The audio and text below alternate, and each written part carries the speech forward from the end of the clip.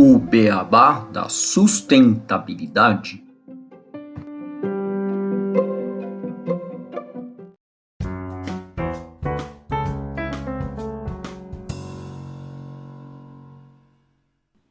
Bem-vindos ao podcast O Beabá da Sustentabilidade. Este é o episódio 201, óleo vegetal do descarte ao reuso.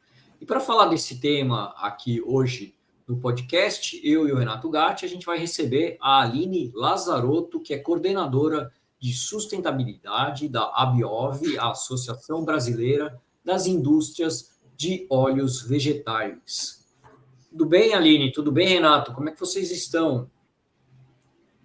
Boa tarde, tudo bem, Gustavo, Renato? Obrigada pela oportunidade. Por aqui tudo bem, graças a Deus.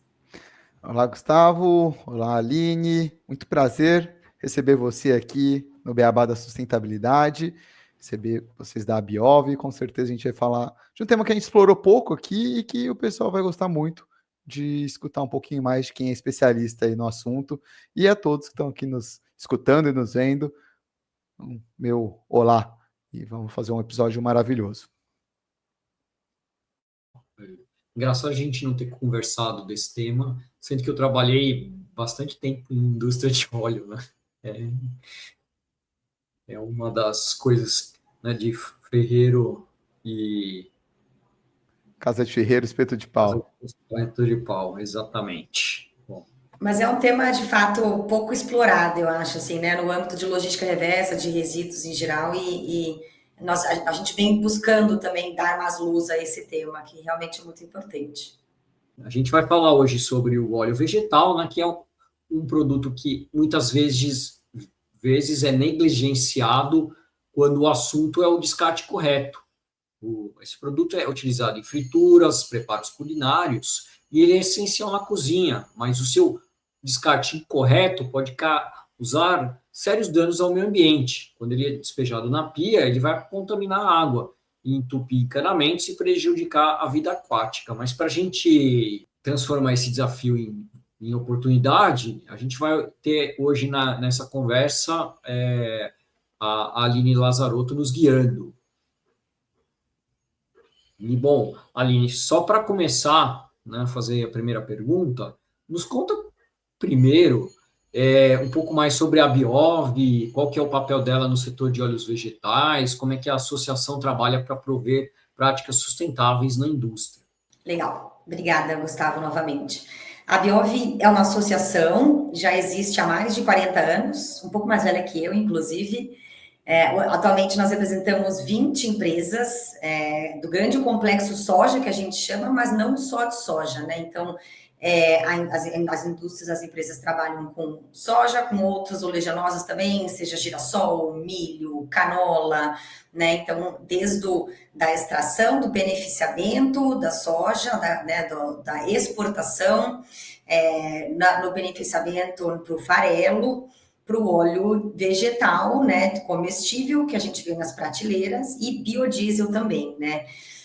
Então, hoje temos aí uma representação importante também nesse setor do biodiesel, que tem sido né, bastante também em foco por conta da descarbonização, né, da cadeia de transporte, enfim, o biodiesel atualmente está aí com um percentual de 13% no diesel, e com agora com esse fomento e regulamentação, né, da política nacional do combustível para o futuro, a gente vê aí que o biocombustível também vai ter um espaço importante, né? E nós vamos chegar lá, mas assim, já importante dizer que o óleo comestível, ele vai para a fabricação do biodiesel, né? Então, tem uma cadeia, uma circularidade aí, né? A ABIOV, ela é, então, uma associação que representa essas indústrias de óleos vegetais, já existe há mais de 40 anos, além de promover estatísticas que mensalmente estão lá nos nossos sites, atuamos também, né, para promover a cadeia, o setor, realizamos diversos estudos científicos, técnicos relacionados né, a diversas áreas, e de sustentabilidade nós temos programas setoriais de logística reversa de embalagens e de óleo comestível. Temos um programa também que é o AgroPlus, que é o maior programa de assistência técnica privada hoje do Brasil. Nós atendemos mais de 10 mil fazendas e temos também outras diversas iniciativas de monitoramento e rastreamento da cadeia da soja, né? E no que me cabe aqui na Biov, hoje eu estou então com as áreas de resíduos, carbono e direitos humanos, tá? O nosso programa Óleo Sustentável existe desde 2012 aqui no estado de São Paulo. Ele é diferente do programa de logística reversa de embalagens, que é no âmbito nacional. O óleo sustentável ele é a nível regional, digamos assim, né? Iniciamos aqui em São Paulo, estamos expandindo também para outros estados, mas ele realmente tem uma grande representatividade aqui no estado de São Paulo. Então, desde 2012, nós temos um termo de compromisso firmado com a CETESB, aqui no governo do estado, né? E tem sido uma jornada de muitos aprendizados, muitos desafios, mas temos grandes parceiros ao nosso lado e a CETESB também já entende aí da importância do programa, então vira e mexe nos indica para quem gostaria de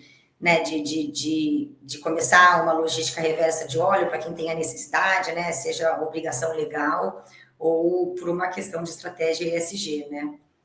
Bem legal, Aline, acho que vai ter muitas coisas para a gente conversar, dada toda a atuação da Biov, né, o trabalho que vocês fazem é super importante nesse setor, e acho que a gente podia começar, assim, tentando entender, igual a gente comentou rapidamente na introdução, o óleo vegetal ele é muito presente no nosso dia a dia, né, no dia a dia das pessoas.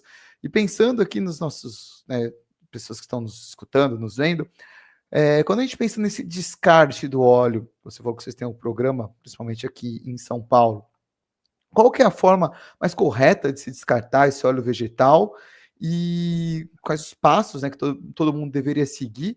E se descartado de forma incorreta, quais seriam as maiores consequências que ele pode causar para a população estar bem ciente disso e buscar, de fato, fazer o descarte correto, né? Legal, Renato. De fato, é um produto que compõe a cesta básica aí do brasileiro, né? E o programa abarca hoje grandes marcas que estão aí nas prateleiras de supermercado. Então, é um produto que está na mesa e nos alimentos aí do dia a dia. O óleo vegetal, né, o resíduo, o óleo, ele tem vários nomes, né? Alguns chamam de UCO, que é um nome, né, com uma sigla em inglês. Óleo, nós costumamos chamar aqui, né, do nome técnico, óleo vegetal alimentar residual, óleo de cozinha usado, enfim. Ele tem uma característica que nem todo o óleo vira resíduo, né? Porque se tu vai fazer um bolo, por exemplo, ele fica todo no alimento, né? Ele fica no corpo humano, então óbvio que depende como ele vai ser usado, né? Numa fritura, aí sim temos um volume aí considerado como resíduo, né? Então, como que nós orientamos sempre o consumidor? Usou o óleo, espere ele esfriar. Pode ter um filtro ou não em casa, mas o ideal é sempre colocar numa garrafa plástica. A gente orienta sempre numa garrafa PET, que é o que geralmente o consumidor em casa, né, pode conseguir guardar, mas pode ser um outro tipo de embalagem plástica. Não orientamos numa garrafa de vidro por uma questão de segurança para esse descarte, né? Por exemplo, os bairros que têm coleta seletiva, se for destinar isso junto com os outros resíduos, pode ser que contamine, né? O ideal é sempre separar e levá-lo num ponto de entrega voluntária, mas eu chego lá. Então, assim, a gente não orienta a colocar na garrafa de vidro, né? Sempre numa garrafa de plástico, filtrar, se possível, depois de frio, né? Para aquela garrafa plástica não perder a qualidade. Com aquele resíduo que fica na panela, a gente também orienta para pegar um papel toalha, um guardanapo e limpar ele, né? Porque se tu for lavar a panela também na água, aquela sobra ali também pode acabar indo pelo ralo. Então, a gente orienta aquela sobrinha a limpar com o papel toalha e guardando esse óleo nessa garrafa. Quando ela completar, levar um ponto de entrega mais próximo da sua residência. No nosso site, oleosustentável.org.br, tem uma aba ali que tem os pontos de entrega voluntária. Atualmente, o programa conta com mais de 4 mil pontos de entrega voluntária. Só em São Paulo são mais de 3 mil, em mais de 120 municípios espalhados aí no estado de São Paulo. Então, o consumidor consegue encontrar aonde tem esse ponto de entrega mais próximo da casa dele, né, da residência, e destinar. Esses pontos de entrega voluntária, esses coletores, geralmente eles ficam em empreendimentos, estabelecimentos comerciais, né, sejam supermercados, padaria, postos de gasolina, pode ser até igreja, às vezes, né. O importante é, nós buscamos sempre colocar em locais públicos, onde o consumidor final consiga ter acesso a esse coletor, né. Então, o passo a passo basicamente é esse, resumindo, né? É esperar esfriar, colocar numa garrafa PET, né? Filtrando ou não, dependendo do utensílio que o consumidor tiver. No final, limpar a panela ali com né, um papel toalha, fechar bem essa garrafa e, completando ela, levar ela no ponto de entrega voluntária. E aí tu comentou também, né, assim, a gente costuma sempre também trazer os pontos positivos do descarte correto, mas também é importante, como tu mencionou, né, falar dos pontos negativos. Sim, o descarte incorreto do óleo, seja nas tubulações, né, na pia da cozinha, isso acaba, ao longo do tempo, incrustando, né, nessas tubulações, e não é só óleo de cozinha que também gera isso, a própria gordura do corpo, gorduras animais, enfim, vão acabando com, né, ficando nessas tubulações. Grande parte pelo menos das cidades grandes, tem estações de tratamento, então essa borra que fica na estação de tratamento, ela também é filtrada antes de chegar nos corpos hídricos, né? Mas esse é um dos efeitos. E se chega de fato no corpo hídrico, o óleo não se mistura com a água, não? Então acaba faltando oxigenação na água, o que traz aí, né, eventuais problemas com os seres vivos, por exemplo. Mas o importante é que o consumidor seja engajado e tocado pelo impacto positivo que ele pode gerar, né, fazendo esse descarte correto. Então, hoje na cadeia da reciclagem, não só da reciclagem do óleo, mas na cadeia de embalagens em geral, enfim, de resíduos no Brasil, existe uma grande força de trabalho por trás dessa cadeia. Então, quando você descarta corretamente esse óleo, você está gerando renda, né, você está trazendo postos de trabalho. Hoje, 70% do volume do óleo no Brasil ele é destinado para a fabricação de biodiesel, ou seja, a gente deixa né, de plantar novas áreas, seja de soja, seja de outra espécie vegetal, para usar um óleo que já foi usado, né, para produção e fabricação de biodiesel. É um produto que tem sido bastante procurado, especialmente aí depois da promulgação da Lei do Combustível do Futuro, enfim. E ainda é destinado para a fabricação de produtos de higiene e de limpeza, fabricação de sabão, né? A gente sabe que também tem muita fabricação caseira de sabão líquido, sabão em barra, né? A gente não costuma orientar, porque assim, exige um cuidado nessa técnica, né? Então, a Biov, pelo menos, não se posiciona no sentido de, olha, vamos aqui te ensinar como fazer o sabão. A gente prefere que este óleo esteja sendo destinado né, para uma indústria que tenha aí todos os quesitos de saúde e segurança para o manuseio desse produto. Então, eu acho que o consumidor precisa ser tocado com isso, né? Ele está levando para uma fabricação de biodiesel que tá contribuindo para a descarbonização do setor de transportes no Brasil, né? Está deixando como é que fala? Deixando de emitir gases de efeito estufa, né? O próprio metano também, que é um gás muito mais perigoso, né, do que o gás carbônico, e ele é produzido quando existe um descarte correto de esgoto, por exemplo, também é evitado, né? Então tem aí grandes impactos positivos que essa ação do consumidor traz, né, ao descartar corretamente o óleo de cozinha usado. Eu acho que colocar mais um ponto, né? Porque quando você descarta o óleo e transforma ele em biodiesel, o biodiesel já vai emitir menos, tem uma menor emissão do que se usar um diesel, algum combustível fóssil. Então, você tem várias vantagens, né, quando você está tendo essa circularidade do óleo, né, do óleo de cozinha. Perfeito. E aí, já saindo como eu sempre faço, já saindo do roteiro, mas perguntando algo pertinente no que a gente conversou agora, e numa dúvida que provavelmente os nossos ouvintes e quem está assistindo, que é leigo no tema, pode saber. Quando você tem o óleo usado, a gente pode. Não tem diferença de qual tipo de óleo que você está colocando, se for de canola, se for um girassol, de soja, azeite também, ou não? Ou a pessoa teria que dividir, separar esses óleos quando ela vai levar para um ponto de coleta? Ótimo ponto, Gustavo, bem lembrado. É importante que esse armazenamento seja feito só com óleo vegetal. Então, por exemplo, não importa se for óleo de soja, de canela, de algodão, de girassol, enfim, não, a gente orienta que não seja misturado, inclusive, com azeite. A gente sabe, inclusive, o azeite ele pode ter um resíduo muito, né, baixo. Mas, enfim, se a pessoa conseguir guardar e descartar ele, né, em recipientes diferentes, é o que a gente costuma orientar.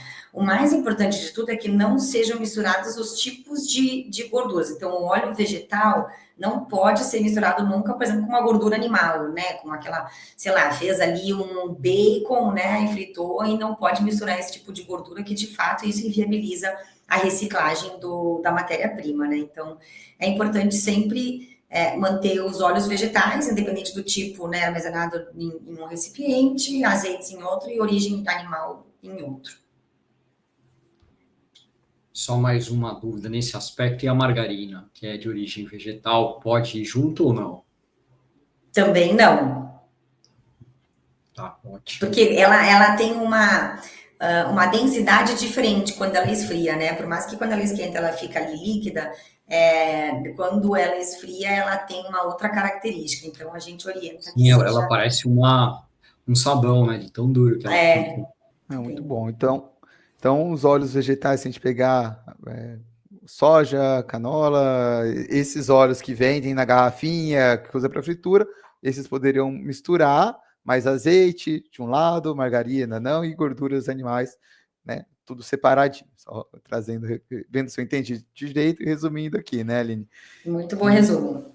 E aí, uma outra dúvida que eu acho que fica bastante também nessa linha do Gustavo, mas enfim, falando das embalagens, né, desse produto, porque ela está contaminada, então quando você termina, está ali suja, com óleo, enfim, ela é possível de ser reciclada? Como que eu descarto essa embalagem? O que é feito com ela depois? Eu descarto no reciclável, em algum local específico, jogo no rejeito? Qual que é a dica aí, Aline? Ela é possível e é reciclada hoje no Brasil, né? Eu acho que quem é da área de resíduos sempre discute aquela questão de reciclado versus, né, reciclagem, né? É possível de ser reciclado, mas tem determinadas embalagens e produtos que aqui no Brasil às vezes não tem mercado para ser reciclado, né? Mas a embalagem PET óleo, ela é sim reciclada. Atualmente no Brasil, em nenhum lugar ela vira rejeito.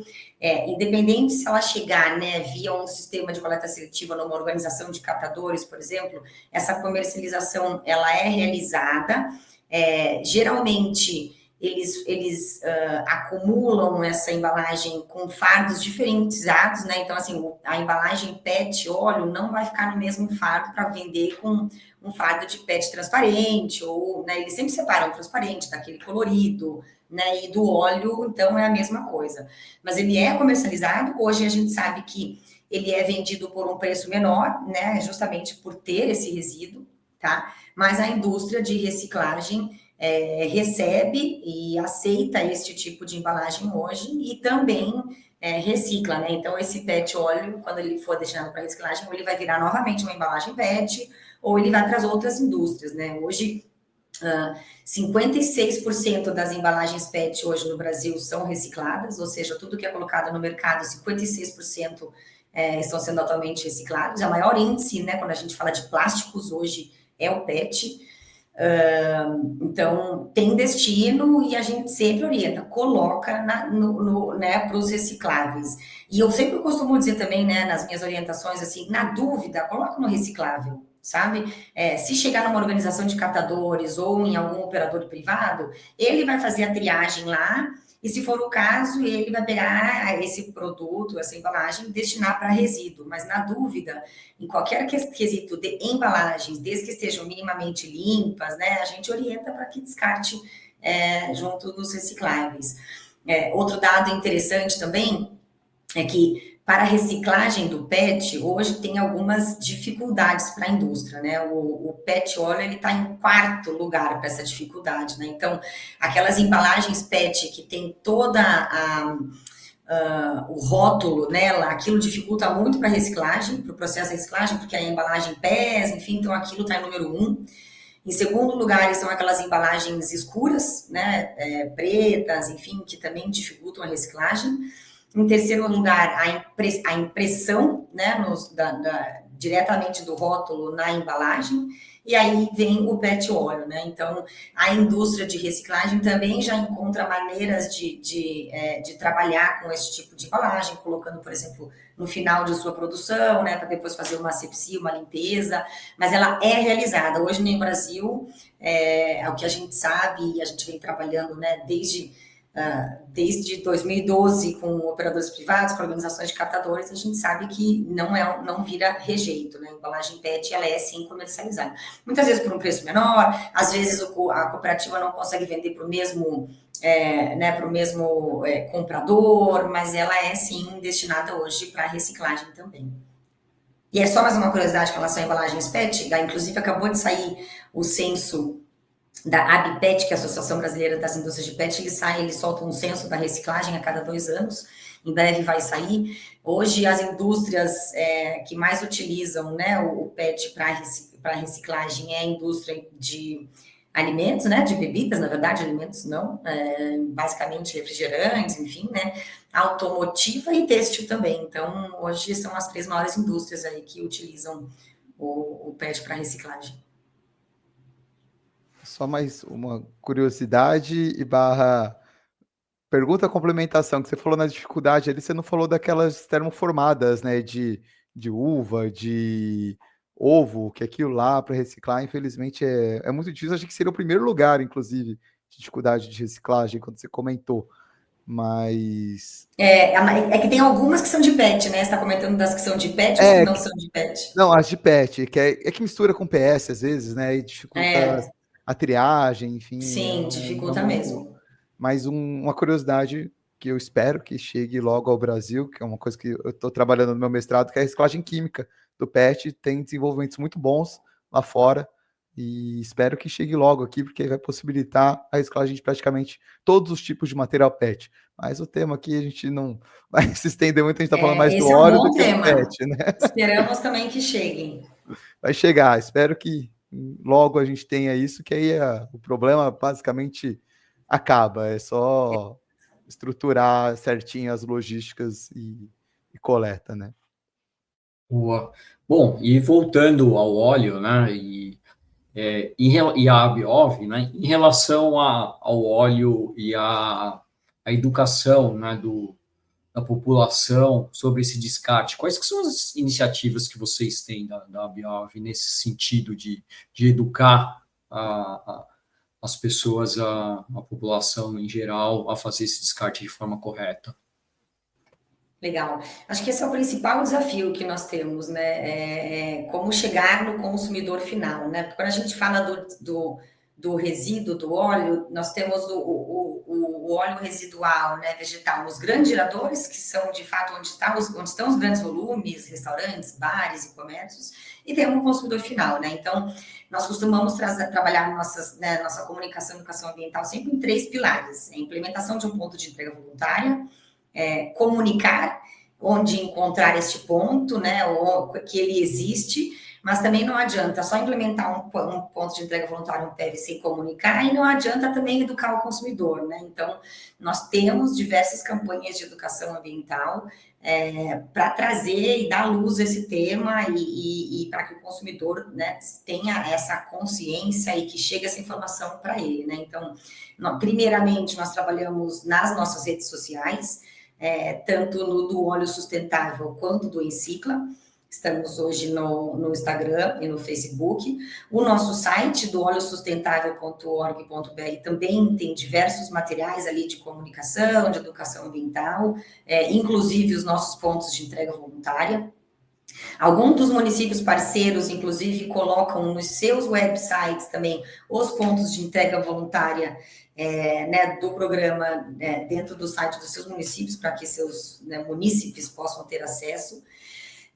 Nós temos uma revistinha de educação ambiental que anualmente é trabalhada em mais de 600 escolas aqui no estado de São Paulo, já atingimos mais de 300 mil alunos, e ela é a nossa queridinha, a nossa menina dos olhos. A Capta Recicla, esse ano vai para a sua 7ª edição. Nós mesmos aqui, do nosso time, que desenvolvemos os conteúdos e que pensamos com muito carinho sempre o que a Capta Recicla vai trazer e vai trabalhar. E além das escolas, né, onde os professores, os orientadores das redes de ensino trabalham os conteúdos que estão na revistinha, ela também fica disponível para download de forma gratuita lá no nosso site. E a gente trabalha também com a Capta Recicla nas nossas campanhas de educação ambiental na Baixada Santista, aqui no litoral de São Paulo, nas nossas redes sociais. A Capta Recicla, vira e mexe, aparece por aí, levando seus amiguinhos para trazer novos conhecimentos e aventuras. E nós estamos agora tirando em breve do forno um grande sonho que é da Biov, que é a nossa plataforma de educação ambiental. Que nós acreditamos que essa plataforma EAD vai conseguir trazer mais escala para o programa, mais visibilidade das nossas iniciativas e, de fato, educação e comunicação ambiental. Então, é uma plataforma que vai estar disponível para as redes de ensino, trazendo os conteúdos, jogos interativos, gamificações, uma série de materiais para trabalhar em sala de aula para o Fundamental 1 e Fundamental 2, e serão, assim, diversos temas, né? A gente não vai abordar só a questão do óleo, né? Do descarte correto do óleo, sim, de descarte correto de embalagens, da importância de preservar solos, a natureza, enfim, a gente vai trazer uma série de temas onde os professores e orientadores e quem tiver à frente dessa missão aí, dessa jornada de orientar e educar as crianças, vão poder usar esses materiais. Então, essa é a forma que hoje a Biov vem trabalhando no âmbito do programa Óleo Sustentável. Bem legal as iniciativas, espero que a plataforma de vocês seja um sucesso, a plataforma de educação ambiental que vocês estão para lançar, e participar aqui também é uma forma muito legal de estar divulgando, né, todo esse trabalho e estar fazendo essa educação. E agora eu vou fazer uma mudança aqui, porque a gente está falando bastante do descarte, como conscientizar o consumidor, né? Acho que é um tema muito importante. A gente precisa cada vez mais do engajamento das pessoas sobre como elas podem fazer parte dessa economia circular, né? E suas ações, como que elas vão fazer diferença de fato para um mundo mais sustentável. Essa é a parte do que a gente fala que é o beabá da sustentabilidade, mas muitas vezes o pai do Gustavo fala que a gente já está na pós-graduação, e eu vou fazer uma pergunta um pouco mais avançada aqui. Eu trouxe coisa do mestrado hoje, né, já. Então, mas fazer uma pergunta um pouco mais avançada aqui, falando, né, do processo de produção, de fato, né, desses óleos vegetais e também do descarte. Você está trabalhando essa parte de também descarbonização da cadeia, até que parte que a Biov entra, vocês falam diretamente com os produtores também, olhando para o agro, ou é mais com a indústria? Qual que é essa atuação? E aí, já engatando nisso, né, queria saber quais tecnologias ou projetos que vocês desenvolvem aí para justamente tornar esse processo de produção e descarte mais sustentável, com menos emissões, tecnologias aí que você talvez possa compartilhar conosco um pouquinho já mais avançado aqui no tema da sustentabilidade, né? Bacana. Existem, sim, estudos e P&Ds aí acontecendo, né? Como eu comentei, uma matéria-prima que vem cada vez mais sendo né, procurada. Então, o que a gente vem percebendo, tá? Não diretamente da Biov, mas, por exemplo, quem trabalha com a reciclagem mesmo do óleo, já está entendendo o que fazer com aquela borra que sobra. Então, por exemplo, muitas vezes ela ainda pode ser usada para, né, ou para um processo de ração animal ou algo do gênero, né? Então, assim, do pouco que sobra do resíduo da produção e reciclagem do óleo de cozinha usado, já estão dando descarte, né, para todos os resíduos do processo, tá? Na indústria, a Biov, né, como comentei, nós temos algumas empresas que produzem biodiesel. O Brasil tem uma lei que chama RenovaBio, né, que faz parte aí das estratégias do Brasil para essa descarbonização. Então, as nossas empresas, elas emitem CBIOs, que são as empresas que produzem combustíveis, elas são obrigadas a adquirir, né, CBIOs, que são esses créditos, e aí, para de fato incluir isso dentro da cadeia e descarbonizar, né? Então, dentro do RenovaBio, hoje tem algumas rotas que já são, que eles chamam, né, rotas dentro do RenovaBio, que já são muito bem já conhecidas, né? Então, o etanol, o biodiesel, né, o biodiesel seja de soja, enfim, de outros óleos, mas agora, por exemplo, já estão estudando melaço de soja. Foi um processo que a indústria, nós da Biov, trabalhamos com as nossas associadas, a Embrapa e a ANP, para entrar como uma nova rota no RenovaBio. Esse melaço de soja, ele é como se fosse um resíduo, né, do processo, da produção do biodiesel, e ele vai poder, inclusive, ser usado para substituir o etanol, né, por exemplo. Então, a indústria já vem entendendo, estudando cada vez mais, olhando para o que é resíduo e gerando oportunidades, sabe? Então, dentro do RenovaBio, diversos resíduos são utilizados também como matéria-prima para a produção de biocombustíveis. Ficou claro? Não sei se eu respondi. Acho que sim. Ficou claro, sim. E aí uma dúvida de quem é do meu lado, que trabalhei bastante tempo com cadeia de suprimentos, essa parte, para entender, assim, como é que esse fluxo reverso, né, do óleo para virar biodiesel, por exemplo. Então, você tem os pontos de coleta que é entregue o óleo usado, o óleo velho, para ser reciclado. E aí é a Biov que faz a gestão desses pontos de coleta para enviar para os fornecedores. Como é que é essa cadeia reversa do óleo? Um ponto importante. A gente costuma dizer que, assim, o óleo sustentável aqui no estado de São Paulo, ele é um grande guarda-chuva, né? Além de termos as nossas iniciativas setoriais mesmo, grande parte da operação, ela é realizada diretamente pelas empresas. Então, as empresas contratam um operador logístico, né? A gente chama de operador logístico porque, diferente de embalagens, por exemplo, que grande parte dos nossos parceiros são cooperativas, organizações de catadores, no óleo sustentável são empresas privadas, né, ou sejam CPFs, CNPJs que fazem, CNPJs geralmente, que a gente precisa ter, né, a cadeia muito bem rastreada, assim. Então, eles que fazem, implementam essas bombonas, né, esses coletores nos estabelecimentos parceiros, e eles que fazem a gestão com o estabelecimento. Então, vamos pegar um supermercado, por exemplo, né?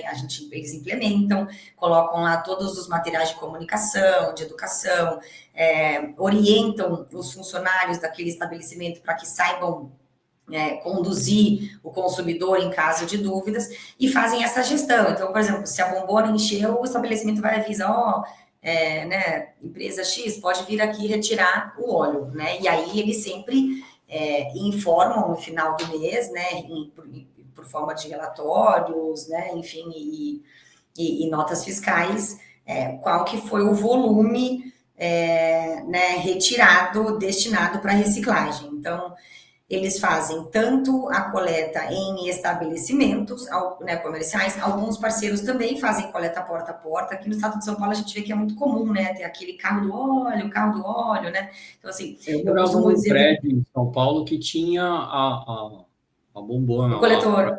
o coletor. É.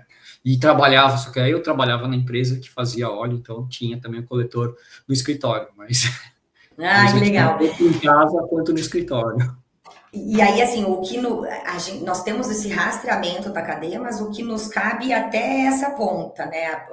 O operador logístico, esse parceiro, ele pode muitas vezes beneficiar, fazer um pré-beneficiamento desse óleo, mas grande parte deles armazenam esse óleo e aí vendem, comercializam para a indústria final de reciclagem, né? Seja uma JBS, né? Uma empresa que vai comprar e aí sim vai trabalhar, refinar esse óleo e colocá-lo na produção de biodiesel, né? Hoje, nós temos uma média de 2% de óleo comestível usado na produção de biodiesel no Brasil, né? E aí tem outras matérias-primas ainda também utilizadas para a produção de biodiesel. Então, né, resumindo, tem o ponto de entrega voluntária, o operador logístico faz essa coleta, acumula num local adequado, com segurança, ou pré-beneficia ou vende diretamente para a indústria de reciclagem. Aline, eu fiquei com uma dúvida aqui, um pouco, não fugindo muito, tá? Mas em Vamos termos lá.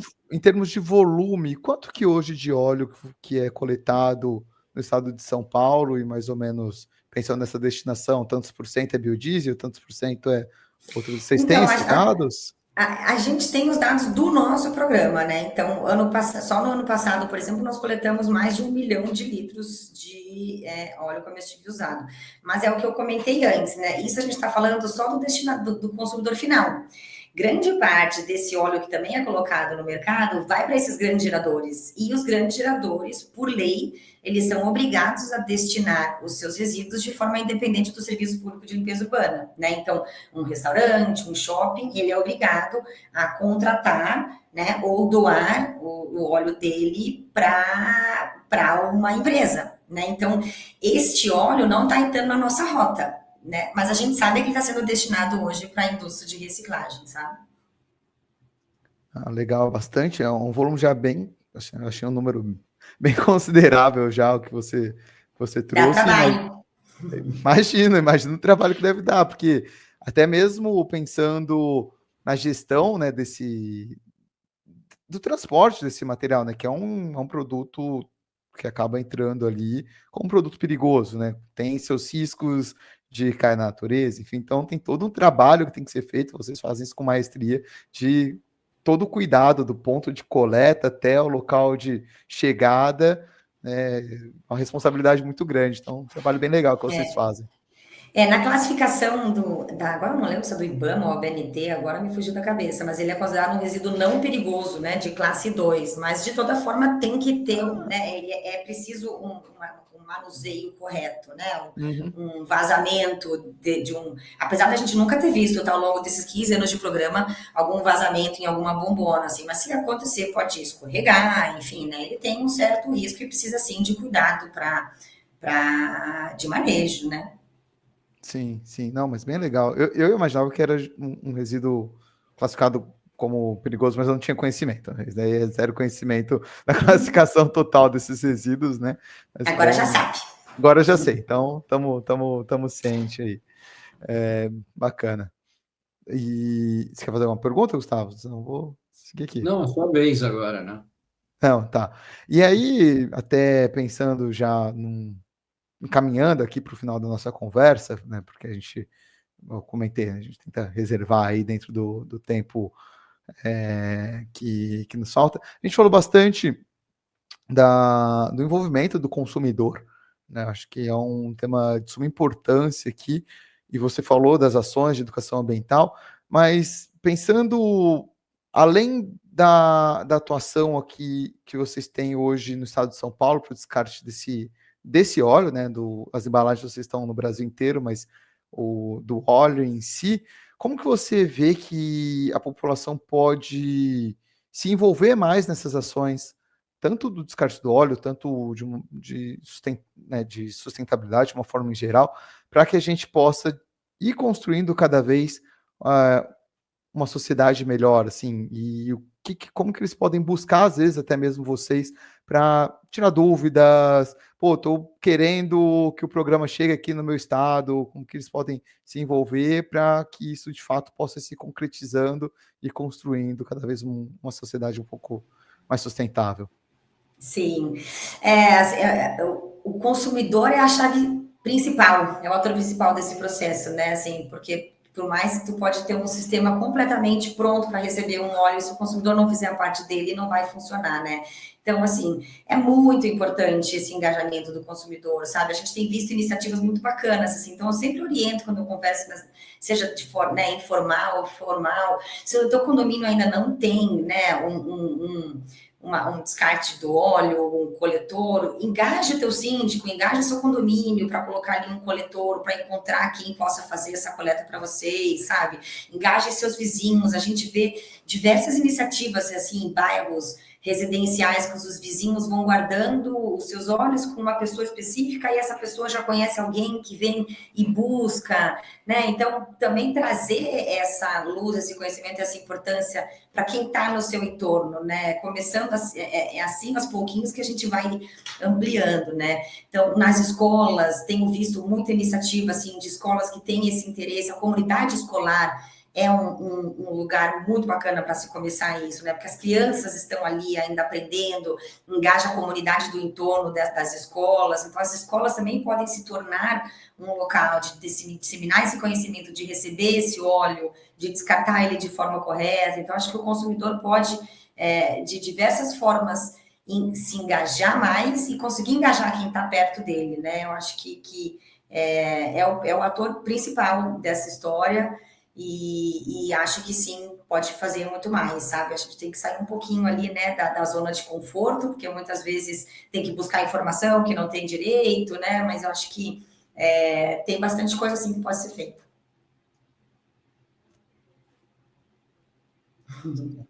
Em relação a buscar informação, é só assistir a gente aqui que já vai. E no site do Óleo Sustentável também. No site, exatamente. Qual que é o site, só para detalhar? É oleosustentável.org.br e nas redes sociais é o Óleo Sustentável.